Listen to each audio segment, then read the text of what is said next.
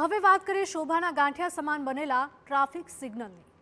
બનાસકાંઠાના પાલનપુરમાં આવેલો aroma circle, જેને હવે લોકો અકસ્માત સર્કલ પણ કહે છે, કારણ કે અહીંયા વાહન નિયમ વગર દોડે છે। સૌથી વ્યસ્ત એરોમા સર્કલ પર સિગ્નલ લાગ્યાને 7 મહિના થઈ ગયા, પણ સિગ્નલ એક પણ દિવસ કાર્યરત નથી કરાયા। પરિણામે વાહનો બેફામ પસાર થાય છે અને સવાર સાંજના પીક અવર્સમાં સ્થિતિ બેકાબૂ બની જતી હોય છે, જેના કારણે અનેક વખત અકસ્માતો પણ થાય છે। સખત ટ્રાફિક સહિત દબાણોથી હવે સ્થાનિકો ત્રાહિમામ પોકારી ઉઠ્યા છે। એના પહેલાં ગાડીઓ પલટી ખાઈ ગઈ, હાલ એક એક્સિડન્ટ થયો।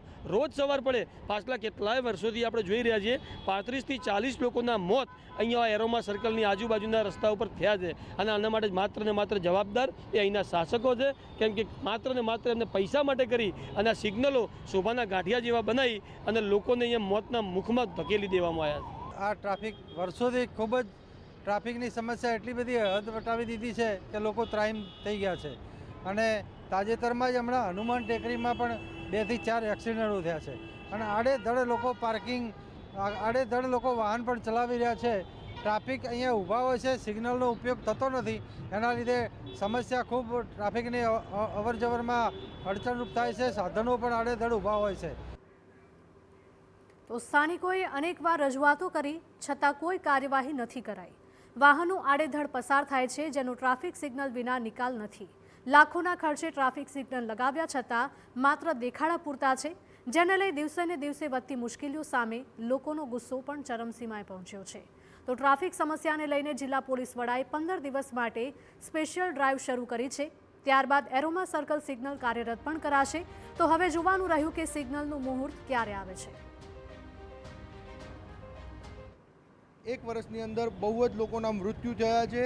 એ મૃત્યુના પગલે કોઈ એક્શન લેવામાં નથી આવી। ખાડા જન આંદોલન થાય ત્યારે ખાડા પૂરવામાં આવે છે, જે સાઈડોની રેતી છે એ રેતી લોકો આક્રોશ કરે છે ત્યારે રેતી હટાવવામાં આવે છે। એટલે પાલનપુરની જનતાને છેલ્લા કેટલાય વર્ષોથી નેતાથી લઈ અને તંત્રએ કશું ન આપ્યું, અને દિવસે ને દિવસે અકસ્માત વધતા જાય છે।